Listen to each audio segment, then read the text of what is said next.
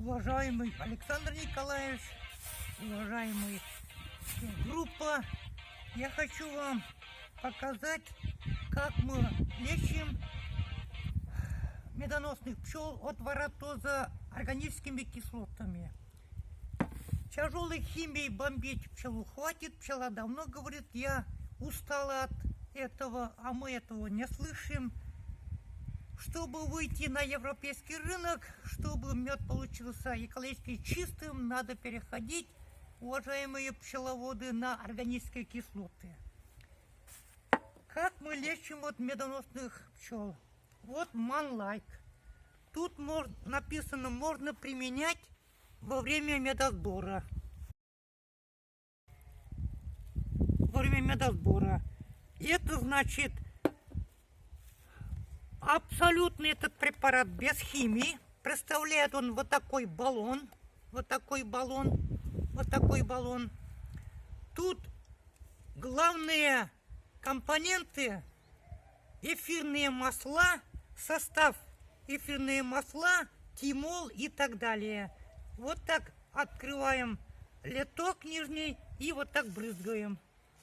Секунду брызгается.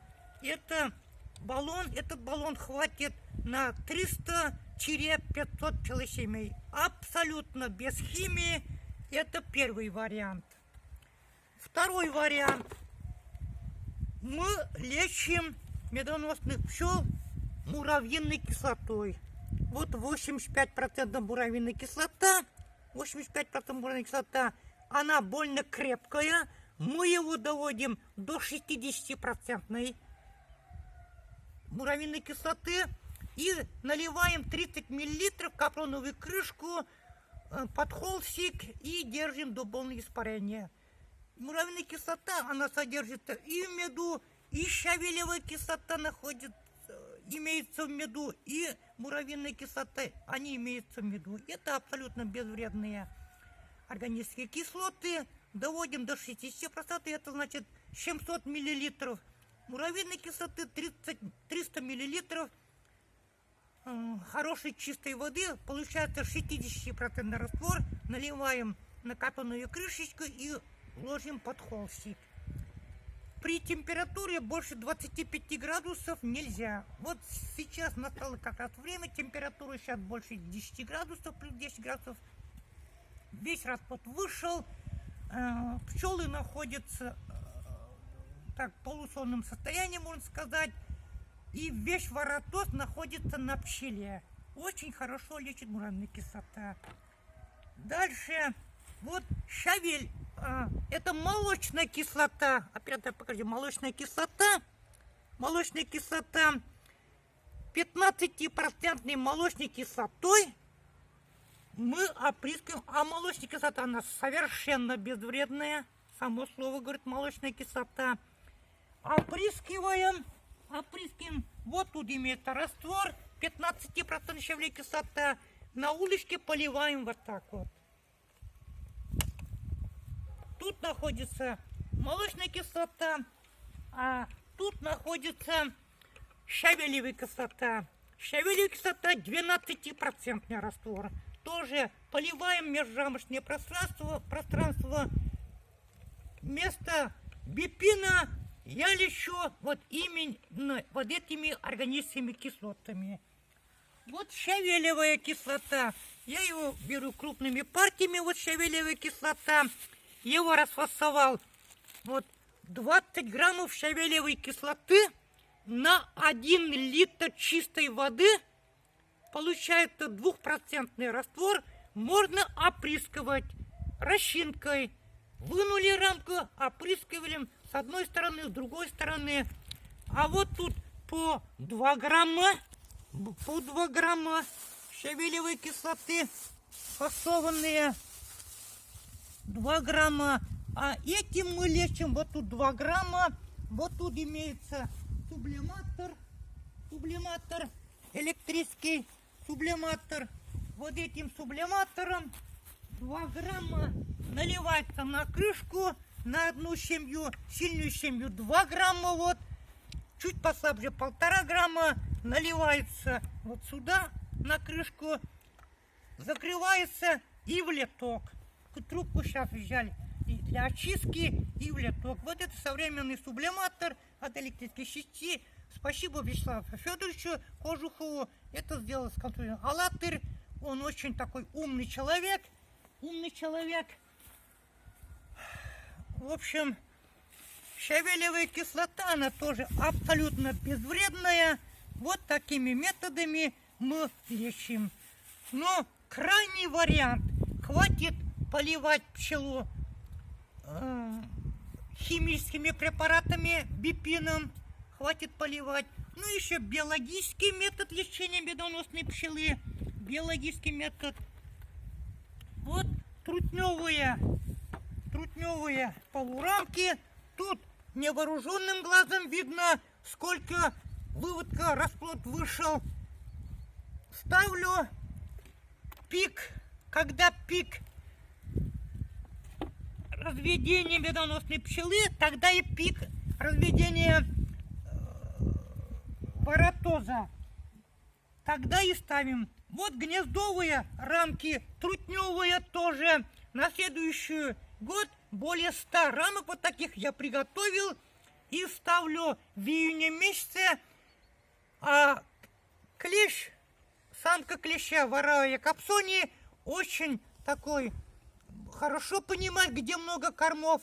Почти весь клещ собирается в эти трутневые соты, расплод запечатают, я его изымаю, распечатываю, откачиваю на миногонку и получаю трутневый гемогенат. А трутневый гемогенат – это очень дорогой продукт, тем самым мы избавляемся от клеща абсолютно без химии, биологическим способом, и заодно получаем такой ценнейший продукт – трутневый гемогенат.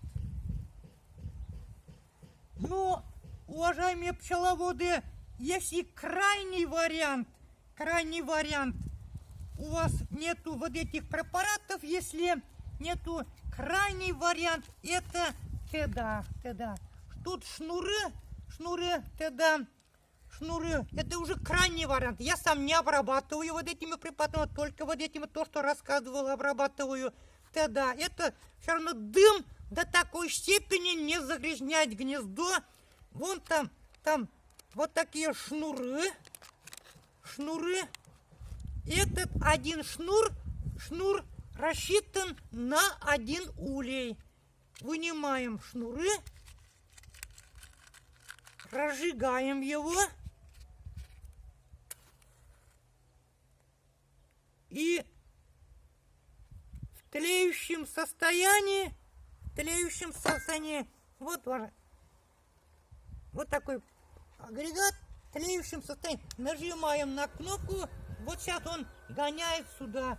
Вот, допустим, давай-ка до перегона обработаем вот этого медведя. Суем его в литок, и электромоторчик работает. Оператор, сюда покажите. Вот электромоторчик качает весь этот воздух в улей. Потом сегодня настало время эту семью, 8-рамочную семью, где медведь сидит, перегоняем на 10-рамочный таракановский улей. И потом, когда наступят времена, заносим в амшаник. Вот такой метод.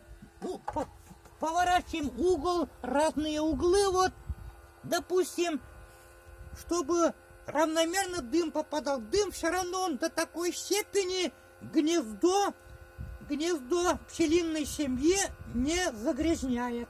Это крайний вариант. Это тоже считается химический препарат, но более такой легкий химический препарат, так скажем. Очень хороший препарат тоже. Пожалуйста, если консультация нужна, мы можем вам реально помочь.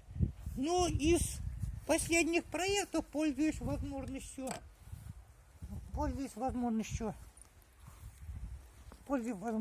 Вот последние проекты Совет да любовь. Из веки веков говорят, медовый месяц. новобрачным медовый месяц. Почему говорят медовый месяц? Еще в 17 веке в старину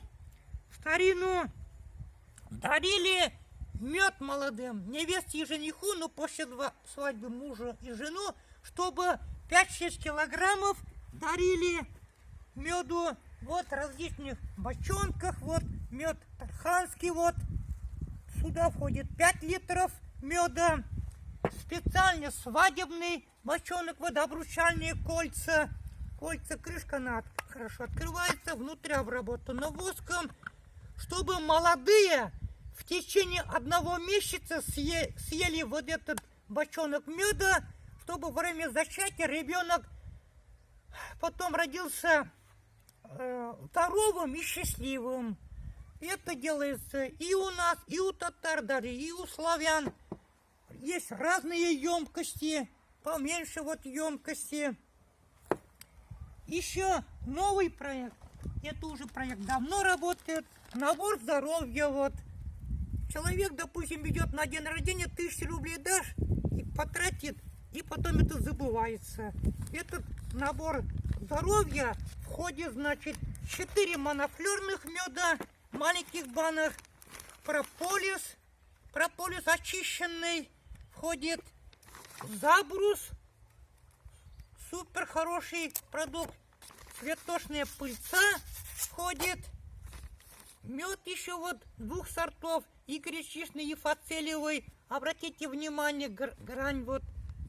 граница по вертикали, и ульетерапия, вот, и различные вот эти монофлерные меда, гречишный, липовый, донниковый и подсолнечниковый. Вот с таким набором можно идти на день рождения или на какой-нибудь праздник. Это очень красиво. Я счастлив, что могу реально принести пользу с этим набором для оздоровления своего чувашского народа. Возьмите на вооружение набор здоровья, это очень красиво смотрится, замечательно. Пошел в гости, это, в общем, очень даже хорошо. Много еще вот, прямо написано тут, изолятор Миленина. Изолятор Миленина, матка тут помещается в этот изолятор во время главного медосбора и вырезается соты, где открытый расплод. Матка 2 недели изолируем в этот изолятор Миленина. Почему мы так делаем? Во время медосбора нам расплод не нужен, тем самым повышается сбор меда на 20%, а на 20% это очень много. Советую тоже пользоваться изолятором Миленина. Это замечательно все. Есть что очень много рассказывать за маленький промежуток времени не можем. Телефон у меня переполненный уже, Если какие-то вопросы будут, звоните в личку и так далее. С уважением, пчеловод в 5-м поколении нашей династии в области пчеловодства более 200 лет. Прапрадедушка, прадедушка, дедушка, отец, я от отца научился, сын вот 6-е поколение, маленький еще есть, внук, это уже 7-е поколение. И я счастлив, если из наших детей тоже выйдут хорошие пчеловоды, талантливые пчеловоды, и после себя уже они будут продолжать нашу династию пчеловодов. Это замечательная отрасль пчеловодства. Я очень люблю медоносных пчел, поэтому с удовольствием делюсь с вами. У меня таких секретов нету. Многие откуда только не приезжают. Из Ивановской области вот недавно приезжали, из Нижнего Новгорода приезжали, из Татарстана приезжают, из Ульяновской области. Я со всеми делюсь и с удовольствием буду делиться пчеловодами своей республики, любимой Чувашской республики. Я буду служить вам, я ваш раб и слуга. Обращайтесь, будем помогать, особенно начинающим пчеловодам, которые еще только хотят заниматься, вот не знают чего. Будем помогать, сколько есть силы и возможностей. Пока, до свидания.